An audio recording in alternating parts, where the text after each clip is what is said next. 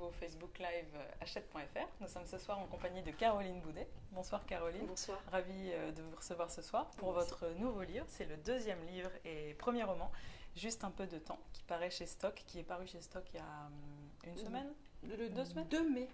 Ah oui, avec les ponts, début mai. très Voilà, vite. c'est ça. Et donc on est ravis de vous avoir avec nous. On va parler en fait ce soir un petit peu du concept de la charge mentale qui est au cœur de ce livre et de l'héroïne Sophie. Donc j'en profite tout de suite pour dire à ceux qui nous rejoignent qu'il va y avoir comme d'habitude un tirage au sort parmi les gens qui ont commenté et posé des questions sur le live. Donc n'hésitez pas à venir poser toutes vos questions à Caroline Boudet sur ce livre, sur sa nouvelle vie d'écrivain, parce que c'est assez récent finalement, tout ça, ça a commencé en 2016.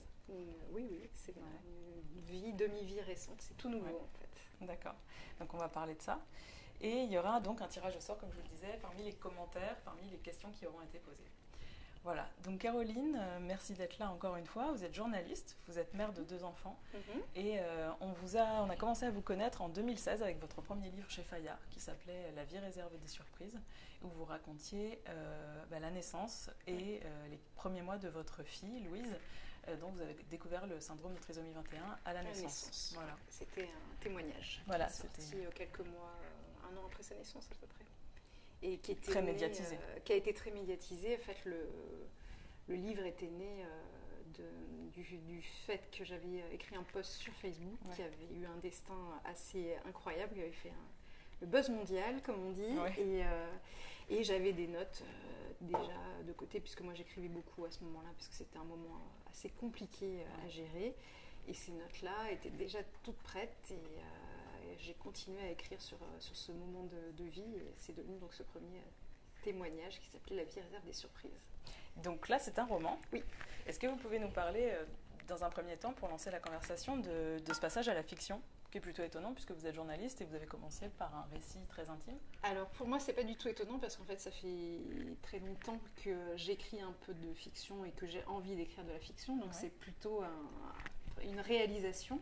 Et j'ai voulu être journaliste aussi pour le plaisir d'écrire, donc ça a toujours été là en fond, et avec ce rêve que plein de personnes ont un jour j'écrirai un roman. Oui, mais c'est trop compliqué, oui, mais c'est pas facile.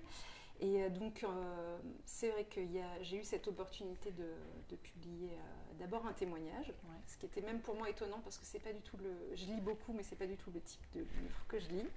Mais c'est le premier type de livre que j'ai écrit, et j'avais déjà auparavant écrit des nouvelles pour moi, des débuts de romans, des choses jamais achevées. Et le fait d'avoir écrit un livre en entier, avec le témoignage, le récit, je me suis prouvé déjà à moi-même que j'étais capable d'écrire 200 pages, 250 000 signes, chose que j'avais jamais faite en tant que journaliste, et de travailler sur le long terme. Et je me suis dit, bon bah là, chiche, vas-y, essaye, fais-le ton roman, quoi. Et je me suis lancée quelques mois après la sortie de La vie réserve des surprises, une fois que tout était passé. Et puis en plus, j'avais eu la chance de rencontrer des personnes dans l'édition qui m'ont fait confiance aussi. Ça m'a donné beaucoup confiance en moi.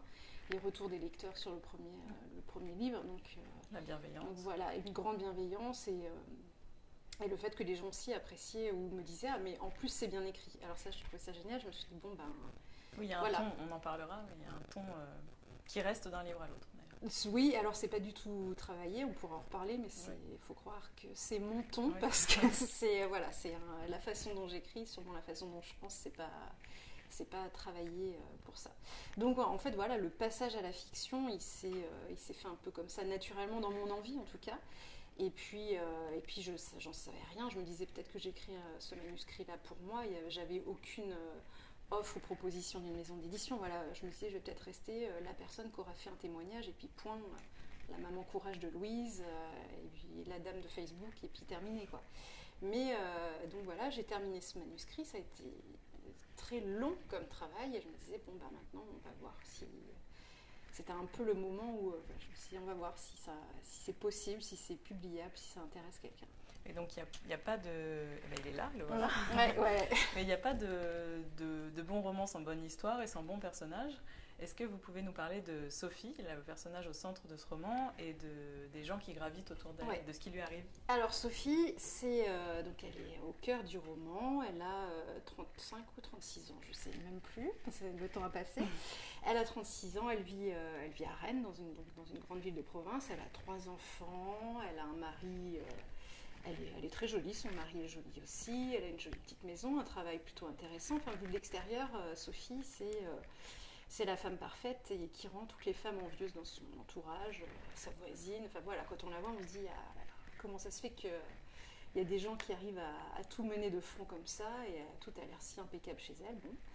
Et un jour, donc un lundi après-midi, en fait Sophie ne rentre pas chez elle, mais elle ne va pas non plus chercher sa dernière fille à la crèche et elle part. Personne ne sait où elle est partie, elle laisse juste un petit post-it pour son mari lui disant je reviens juste un peu de temps, merci, sans donner plus de détails.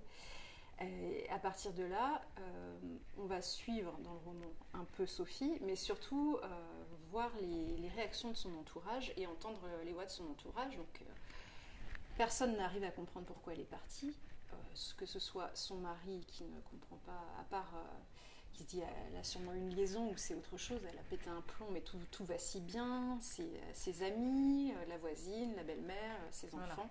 Voilà, on va à la fois la suivre et avoir les points de vue de tout son entourage sur cette femme parfaite, entre guillemets, pour évidemment gratter un petit peu ce qu'il y a sous la femme parfaite, le jour où ça pète. Ouais, elle est un peu en burn-out, quoi. Un peu. On va revenir sur la construction dont vous avez commencé à parler, parce que c'est quelque chose de très important dans le roman et de très bien fait, de très intelligent, je trouve, et malicieux. Mais donc, c'est l'expression qu'on trouve dès la 4e de couverture et qu'on a beaucoup entendue dans les médias récemment, surtout depuis l'apparition d'une BD en ligne de Emma, il y a un an à peu près. Oui, je crois que c'était même en 2016. Oui, voilà, fin 2016, début 2017, je crois. C'est la charge mentale. Tout le diktat de la perfection qui pèse sur les femmes, et en particulier les mères, puisque tout ça est décuplé quand on a des enfants, évidemment. Penser à tout, régenter le quotidien. C'est vrai que ça retombe très souvent sur les femmes, et beaucoup de témoignages sont apparus dans les médias récemment, que ce soit des experts, des journalistes, des femmes normales, et Sophie est de celle-là. Oui, et bon alors je me suis... en fait, ce qui est important et intéressant, c'est que je ne me suis pas assise à mon ordi en me disant tiens, je vais écrire un roman sur la charge mentale. Au départ, mon idée, c'était d'écrire justement sur... ces personnes, la façon dont on voit les autres et ces personnes qui ont l'air parfaites, quand on voit soit dans son entourage ou sur les réseaux sociaux, bonjour Instagram, les blogs de mères, de cuisinières, enfin voilà, toute cette apparence de la perfection. Et je me disais, notamment sur les mamans et sur les femmes, ça pèse très fort. Et je me disais, mais j'aimerais bien écrire un truc où on voit quelqu'un, en l'occurrence une femme, qui a l'air parfaite et gratter un petit peu ce qu'il y a derrière. Et à partir de là, en fait, en l'écrivant, je me suis aperçue que puisque je parlais d'une femme qui était mère, qui avait la trentaine à peu près et qui travaillait, il y avait toujours en filigrane cette fameuse charge mentale. Quand j'ai commencé à travailler sur cette histoire, la BD n'était pas encore sortie. D'accord. En fait, je l'ai vue sortir pendant que j'étais en train d'écrire dessus. Donc vos réflexions précédaient tout le débat actuel. Oui, quoi. alors je ne dis pas que je l'ai inventé, parce que c'est un concept qui existait déjà. Moi, je m'intéresse beaucoup, je lis beaucoup de choses à propos du féminisme, donc je le connaissais, mais il n'était pas du tout populaire et ça a explosé. Enfin, voilà, j'ai vu le truc exploser sur Internet. C'était hyper intéressant du coup de voir les réactions de tout le monde, des femmes, des hommes, les débats incroyables que ça a généré, même dans les couples, même dans mon couple aussi. Donc, c'était très intéressant. Et évidemment, en parlant de la vie d'une femme parfaite comme ça, il était impossible de ne pas parler de la charge mentale, de ne pas parler de cette espèce de désir de perfection qu'on a toutes et qui nous est imposé, quand on a toutes les femmes, et qui ne nous est pas imposé que par la société, qu'on se met aussi sur nous et qu'on entretient nous-mêmes et entre nous aussi. Il y a des choses héritées. Et qui sont là depuis très longtemps et qui vont être dures à bouger. que les femmes ont cette vocation de s'occuper de tout de la gérer, charge. parce que la charge mentale, c'est au-delà des choses qui sont faites, qu'on fait avec nos petites mains, le ménage, etc. Ça, c'est encore un autre combat qu'on connaissait déjà un peu avant. C'est que même quand on a un mari qui nous aide, avec cette fameuse expression, moi j'ai un homme qui m'aide beaucoup, c'est pas la question juste d'aider, voilà. On n'a pas un assistant, c'est qu'en fait, dans le cerveau des femmes, il y a un agenda avec 4 plannings à la fois, il y a la connaissance de quelle est la pointure de pied du petit, du grand, quand est-ce qu'on va refaire les vaccins, quand est-ce qu'on doit racheter des rouleaux de papier toilette, etc., etc. Il y a un truc qui se déroule, la nuit, le jour, et qui fait un peu imploser à certains moments. Et puis les injonctions, les fameuses injonctions de la société. Il y a déjà une internaute qui nous parle de... bonjour, ce livre a l'air super. Pour ma maman. Ah tiens, ah bah oui, on parlera de la fête des mères tout à l'heure. Je retrouve pas son nom tout à l'heure, mais voilà, en tant que mère, si, c'est Claire. Claire Audenis, en tant que mère, j'ai déjà eu envie de faire comme Sophie, tout plaquer pendant quelques heures, quelques jours, on ne sait pas trop. Charge mentale, burn-out maternel, c'est parfois compliqué d'être mère, femme, amante. Alors toutes ces injonctions-là, elles arrivent aussi sur Sophie, qui se perd un petit peu dans toutes les facettes qu'on doit Sophie, avoir. C'est quelqu'un, pardon, je vous coupe, mais c'est quelqu'un qui a à cœur, de tout faire bien et d'être la femme qu'on a envie qu'elle soit depuis le début. Qu'on perçoit comme telle aussi. Voilà, c'est ça. Donc, elle a envie de remplir toutes les attentes qui vivent de l'extérieur, effectivement. La bonne maman, la bonne épouse et la bonne amante. Et tout ça, c'est très compliqué, surtout quand sur 24 heures d'une vie, on doit switcher entre la maman, d'abord le travail, la bonne working girl, ensuite la maman, puis ensuite en 5 minutes, bam, on passe au lit. Et là, vu qu'on a lu dans certains magazines que... c'était quand même très important d'avoir 4 orgasmes par semaine, et ben on y va, et même si on a très très envie d'aller dormir avec un roman, quoi.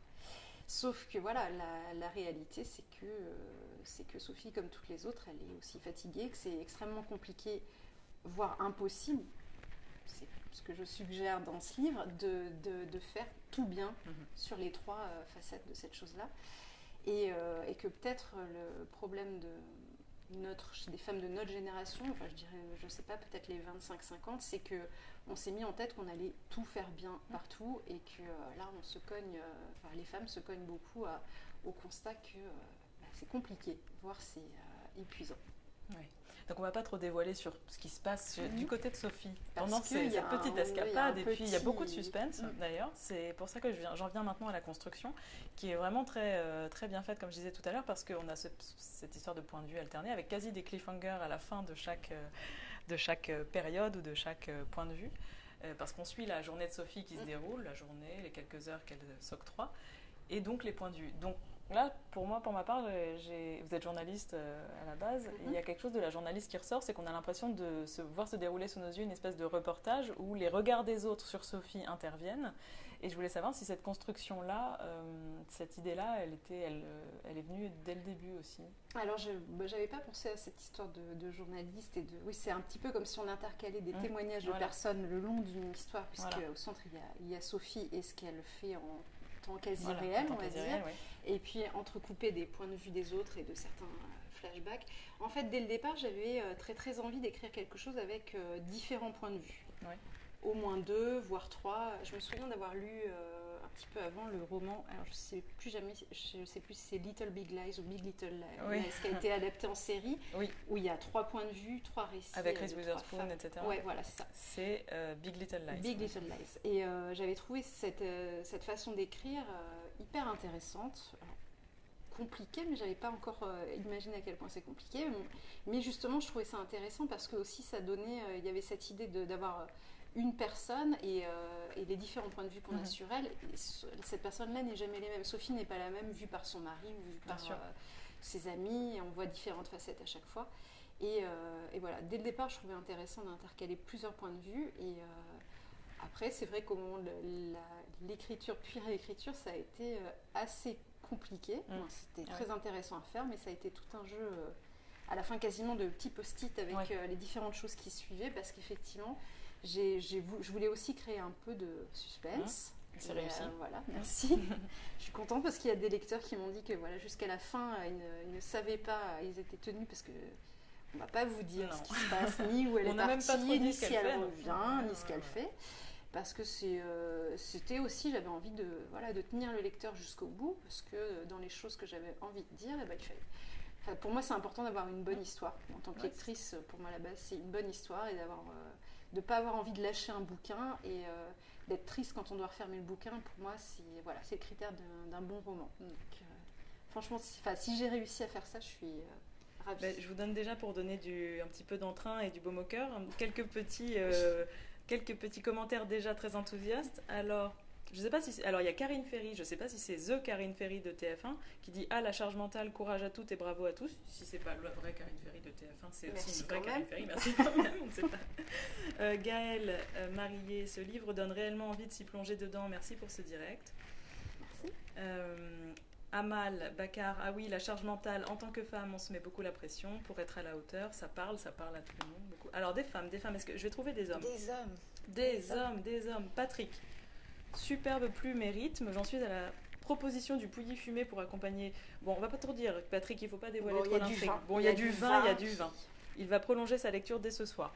Alors ça me fait plaisir. Voilà. Ça me fait plaisir quand... Que des hommes lisent ce livre aussi. Je trouve ça important que des hommes, et c'est très intéressant pour moi d'avoir un retour d'hommes, parce que je sais qu'avec cette étiquette, le roman de la charge mentale, et cette histoire de charge mentale, les hommes, pas mal d'hommes ont tendance à se sentir un peu repoussés ou à se dire ah non, elles vont pas encore nous saouler avec leur charge mentale et se sentir mis en accusation.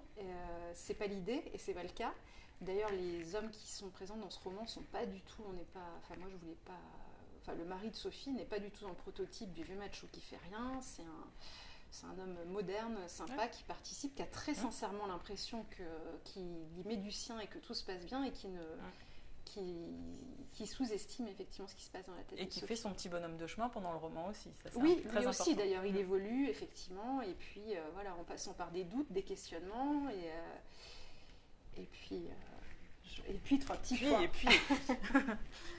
Merci aux hommes qui s'y intéressent, et je trouve ça justement très intéressant d'avoir des retours d'hommes. Alors il y en a qui parfois trouvent ça un peu trop féministe, ou d'autres pas du tout. Enfin, je trouve ça très très intéressant d'avoir leur point de vue. Notre collègue Yves regarde. Coucou Yves. Bonjour Yves, que je ne connais pas. Alors, qu'est-ce qu'on a comme question? Alors, il y a deux fois la question qui est revenue. Céline et Isaline se demandent combien de temps vous avez mis pour écrire ce roman, qui peut se corréler à la question quand avez-vous écrit ce roman? Parce que si on s'en tient au sujet, vous avez deux enfants, vous travaillez. Alors, donc entre 3 et 5 heures du matin, non? Non, je ne suis pas du tout du matin, donc ça on oublie tout de suite. En tout, ça s'est étalé sur 2 ans, avec En fait, j'ai une chance, c'est que quand j'écris vite. Donc, la plupart du temps, je l'ai beaucoup écrit l'été, en vacances, et en me calant chaque jour des périodes de travail d'1 heure, 1 heure et demie, où je me disais, là pour le coup, c'était vraiment... je devais produire et j'écrivais 5 000, 10 000 signes pour ceux qui ont l'habitude de se faire en termes de pages. Je me fixais cet objectif. Oui, mais en fait, j'avais pas tellement le temps par ailleurs. Pour le coup, c'était aussi une question de temps. Et c'est vrai qu'on m'a aussi posé la question, mais comment t'as fait, comment tu fais? En fait, heureusement que c'est un vrai plaisir pour moi, parce que sinon ça aurait été l'horreur, c'est un peu compliqué. Pour le coup, il y a mon mari Rémi, le papa de mes enfants, qui, pendant ce temps-là, prenait les enfants ailleurs, parce que c'est quand même compliqué à faire quand on a quelqu'un dans les pattes qui vient toutes les 5 minutes nous poser une question. Comme pour toi, oui. Mais effectivement, tout ça a été... J'ai eu 3-4 grosses périodes de travail où à chaque fois c'était assez intense, et puis après il y avait la période de réécriture. Mais c'était du jonglage, j'étais bien dans le sujet pour le coup, en le faisant. Et quand même du coup, sur la plage de temps vraiment, juste l'été quoi? Juste l'été, mais après il y a eu aussi des soirs, des petits moments par-ci par-là, et en fait ce que j'avais sous-estimé avant, et même quand j'ai écrit le premier récit, c'est que pour écrire un roman, c'est ce que j'ai découvert pour le coup, c'est qu'il faut beaucoup de régularité dans le travail, et je me souviens d'une lectrice qui m'avait dit, bah écoute, et quand est-ce que tu comptes écrire? Alors tu vas te lever à 6h du matin. Et là, donc moi, physiquement, ça n'est pas possible. Je préfère encore le soir ou intercaler des fois le midi. C'est vrai que c'était un peu du jonglage. J'avais une autre question d'un homme que j'avais relevé tout à l'heure. C'était Jordan qui se demandait si l'histoire était 100% personnelle. Alors on aura compris que non, pas du tout. Non. Mais est-ce qu'il y a quand même des inspirations? Parce que dans La vie réserve des surprises, j'ai relevé quand même quelques phrases indiquant que, évidemment, quand on découvre la différence de son enfant et qu'il y a tout un processus administratif et social qui se met en place, tout ça c'est décuplé. Est-ce que c'est des choses qui viennent de vous quand même? Alors, je pense que dans tout roman, pour le coup, il y a forcément un peu de choses qui viennent de soi. Et il y a aussi, j'ai aussi beaucoup observé, écouté les copines, la télé, des magazines, des histoires de femmes de partout. Bon, c'est rigolo parce que quand le roman est sorti, je m'étais préparée à cette question-là parce que tous les gens, en tout cas d'abord dans l'entourage proche, essayent de gratter, de savoir qu'est-ce qui est de ta vie, qu'est-ce qui n'est pas de ta vie. Donc pour revenir à l'histoire de la charge mentale et du moment où Louise est née, on a découvert effectivement son handicap et tout ce qui allait avec, et j'ai ressenti effectivement très violemment la charge qui pesait sur la mère, notamment dans le congé maternité, c'est-à-dire que le papa, lui, a repris le travail et la maman, ça c'est bon pour tous les enfants, elle est là, donc elle assure les rendez-vous médicaux, etc.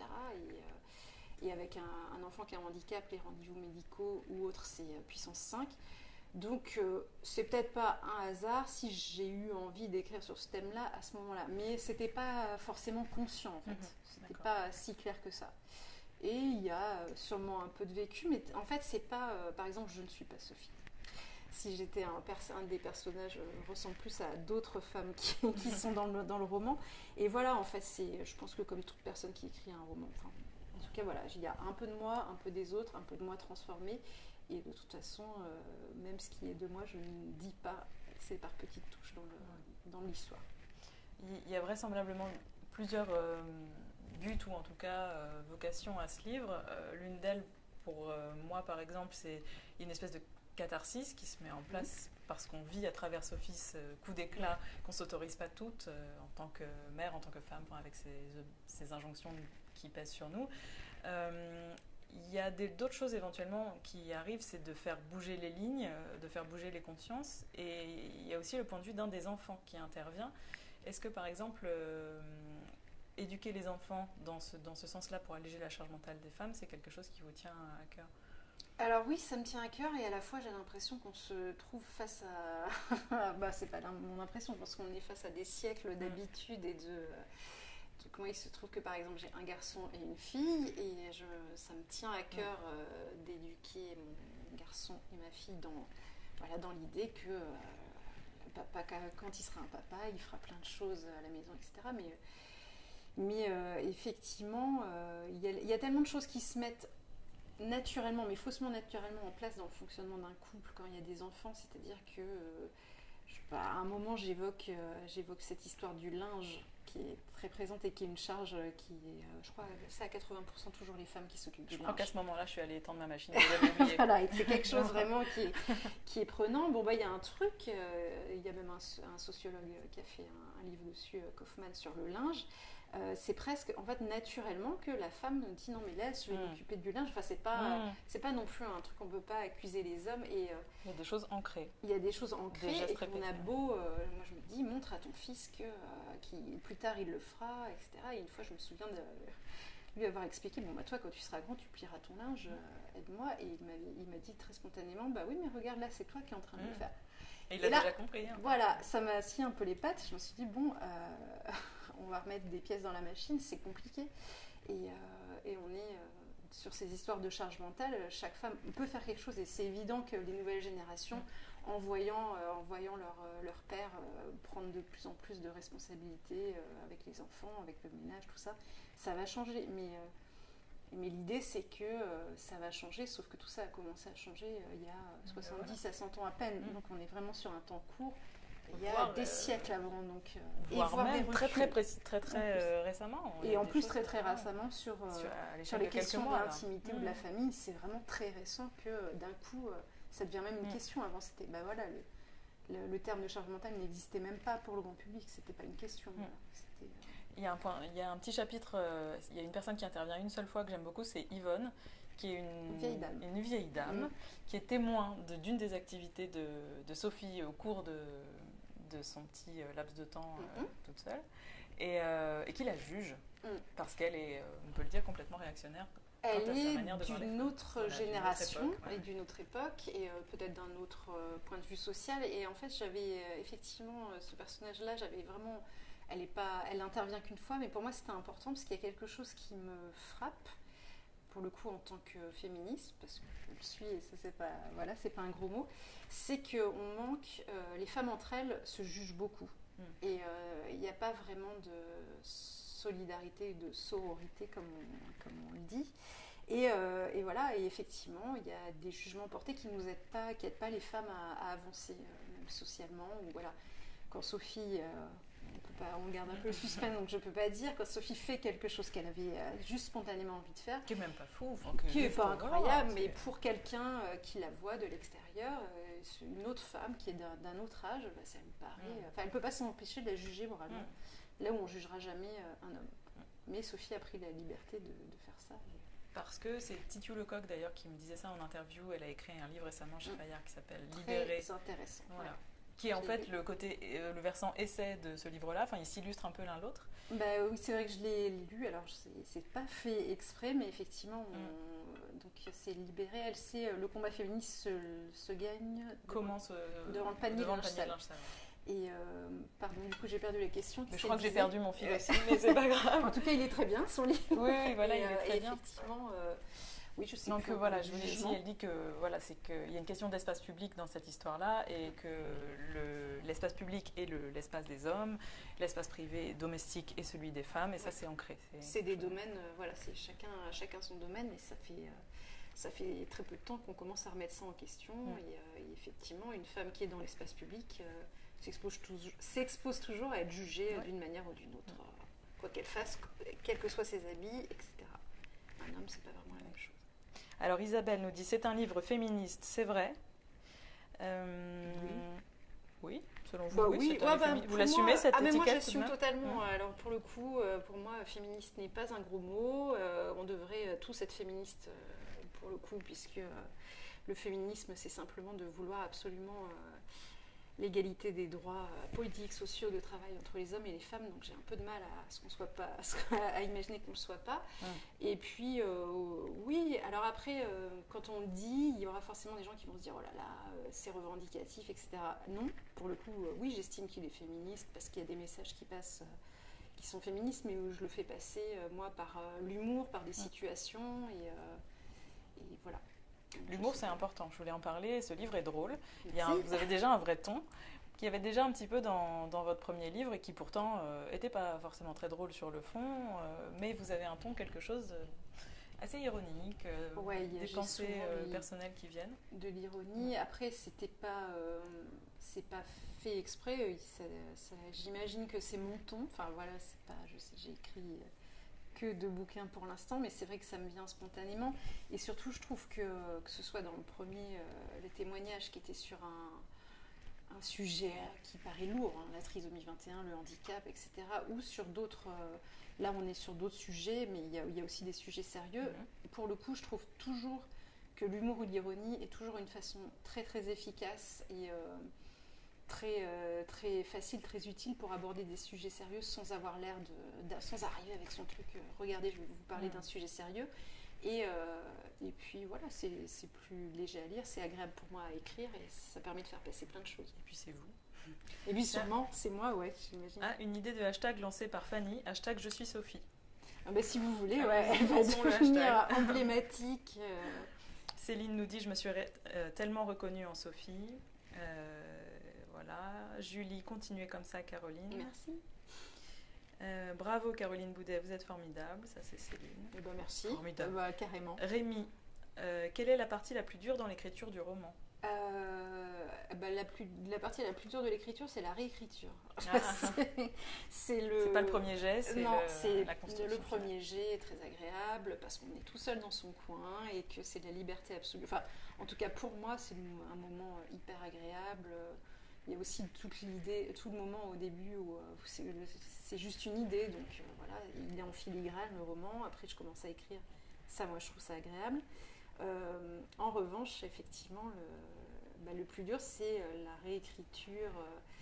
Et pourtant, c'est très utile, hein, mais c'est couper dans le texte, réécrire, donc reconstruire quand il a fallu que je travaille avec l'éditrice et qu'on a comment dire, on a coupé certains passages, mais alors du coup, vu comment est construit le roman, en fait, il faut imaginer que je l'avais vraiment pensé comme presque des engrenages. Et quand je bougeais un chapitre, il fallait en bouger 4 autres. Ouais, et ça, c'était très compliqué. Et puis surtout, pour ceux qui sont déjà essayés à l'écriture, il y a aussi quand on doit couper dans des choses qu'on a écrites et que c'est un crève-cœur parce qu'on se dit non, mais moi, si j'écris ça, c'est que je le trouvais bien. Et il y a des yeux extérieurs qui sont utiles et qui connaissent leur boulot, qui disent non, je t'assure que ce sera mieux si tu retires ça. Et voilà. Mais le moment le plus dur de l'écriture, pour moi, c'est après. J'ai pas de mal à m'y mettre. Voilà. C'est après et devoir avoir du recul et que tout ce qu'on a fait penser, quand on était, passer d'un truc très solitaire dans son coin où on est très libre, parce qu'on est libre de tout en fait quand on écrit un roman, c'est ce qu'on veut avec nos petits personnages, on se laisse complètement aller, et puis après il faut cadrer tout ça et puis que ça devienne un objet comme ça. C'est très drôle comme processus. Alors le débat est ouvert, hein, dans les commentaires, beaucoup d'internautes même se répondent les uns les autres. Alors Patrick, c'est le même Patrick je crois que tout à l'heure, si je ne me trompe pas, commence quasiment une critique. Pour prolonger, je n'ai pas du tout l'impression de lire un livre féministe, à un autre point de vue. Le texte est dosé, volontairement ou pas, pour ne pas tomber dans les travers de la communication actuelle sur la condition féminine. Donc finalement, il y a quand même du recul d'après lui. Communication actuelle qui a cependant l'énorme mérite de remettre les pendules à l'heure. Si Patrick, on le... mais en fait, c'est ce que je pense que Patrick, ce qu'il entend par féministe, c'est quelque chose de plus revendicatif, etc. Donc je comprends très bien ce qu'il veut dire. Et effectivement, c'est plus... j'essaye d'avoir du recul par l'humour, par l'ironie, et puis surtout en racontant une histoire de fiction. Ça permet de... Merci. Est-ce que vous pouvez nous parler un petit peu plus de vous, de vos habitudes par rapport à l'écriture? Il y a des petits rituels qui se sont mis en place c'est un peu compliqué parce que là, pour le coup, par exemple, je suis vraiment... Je continue à écrire assez régulièrement, mais c'est des petits billets ou des choses, notamment sur Facebook, que ce soit sur ma page auteur, où il y a aussi la page de Louise, où j'écris avec Rémi, le papa de Louise. Suivez Caroline Boudet, auteur. Oui, merci. Et donc ça entretient un peu, où j'écris des fois aussi un peu pour moi, voilà, des moments de, comme vous disiez aussi, de catharsis, mais j'ai pas encore, là par exemple, ce roman-là est sorti il y a moins d'un mois.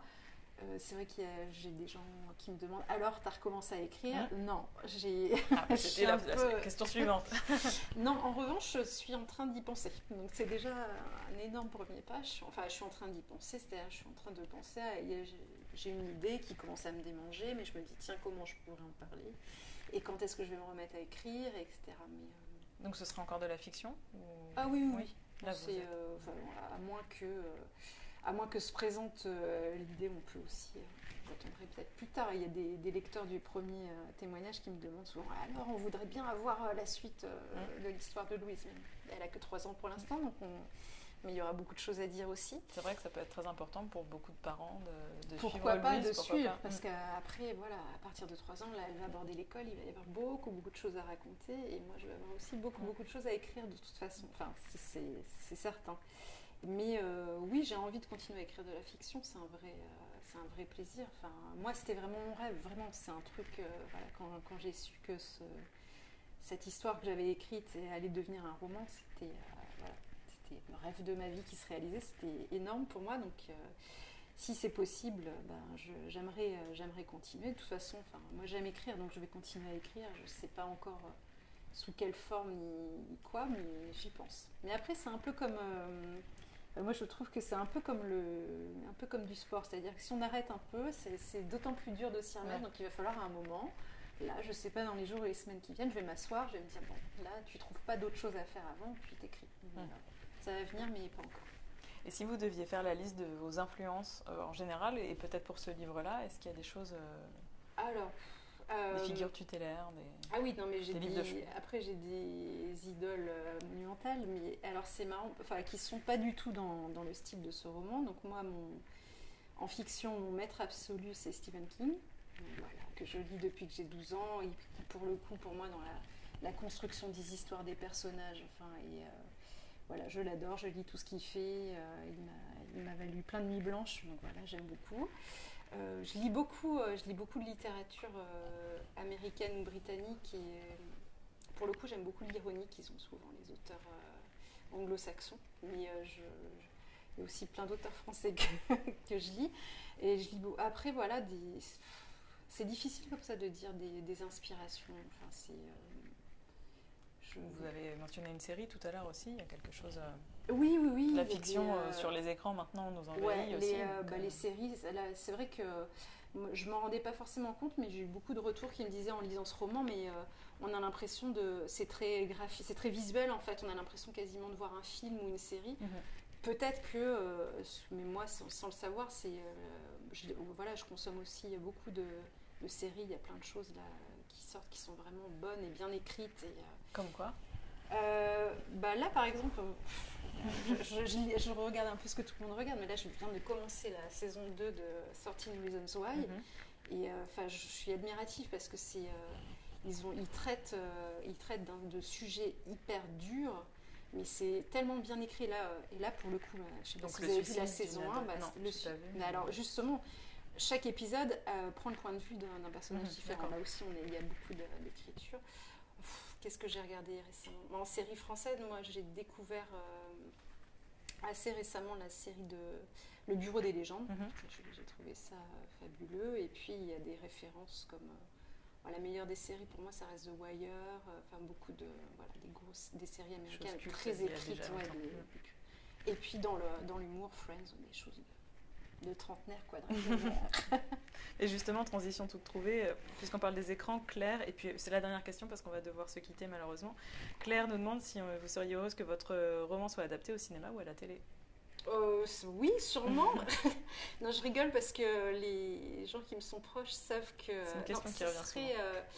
Ça serait sûrement génial parce que j'imagine que c'est la consécration, ça veut dire qu'une histoire est bonne. Après, j'ai un côté très control freak. Ouais. Donc j'imagine que quand on est adapté au cinéma ou à la télé, il faut apprendre à lâcher un peu son histoire. Mais, vous pouvez être la propre showrunneuse de votre série. Ouais, pourquoi pas. Ça serait, mais ouais, on peut imaginer. En tout cas, je vois bien. Après, le problème, c'est que moi, j'ai en tête toutes les scènes, tout ça parce que je les ai écrites. Donc évidemment, si c'est adapté, quand ça va être adapté, ce sera pas ce que j'ai eu en tête parce que ça va m'échapper. Mais ça serait une consécration, donc ça serait génial. Bon, la première étape, c'est quand même de lire et de se procurer ce livre vite et de l'offrir. Pourquoi pas à la fête des mères, mais à la fête des pères aussi, qui arrive après, puisque c'est pas un livre pour les femmes du tout. Il n'y a pas de livre pour les femmes de toute façon. Il faut s'entendre là-dessus. Enfin, c'est mon point de vue, mais en même temps, je pense que c'est quand même. Il faut mettre ce livre entre toutes les mains. Comme disait Patrick, où il y a eu j'ai eu des retours d'autres lecteurs hommes. Non, il ne mord pas les hommes, ce livre, et il est tout à fait lisible par les hommes, et au contraire, c'est très intéressant. Oui, il peut remettre beaucoup de choses en perspective pour les hommes aussi, et c'est important. Il est bon pour votre couple. Oui, et pour le moral, et pour tout, et c'est chouette. Isabelle, que vous connaissez peut-être, dit « Tu déchires tout, Caro ». Eh ben merci. C'est parti, c'est comme ça. Au moins 2 Isabelles, mais quelle qu'elle soit l'Isabelle que c'est, merci beaucoup. Son nom. Tu parles aussi bien que tu écris, dit Nicole. Merci. Il y a encore d'autres questions, je ne peux pas tout prendre malheureusement. On va passer bientôt au tirage au sort parmi les gens qui ont commenté et posé des questions, et vous étiez nombreux. Le débat est ouvert dans les commentaires. Ouh là là, donc ça s'agite. J'irai voir après. Non, mais c'est très bien parce que c'est quelque chose. Je suis contente à partir d'un. C'est pas un livre qui laisse indifférent. Ouais, voilà, de pouvoir soulever des questions. Ouais. Pas forcément donner de réponse, mais soulever des questions. Ouais. Voilà. Super. Dernier mot. Merci beaucoup à tous, à bientôt. Merci Caroline. Merci, au revoir.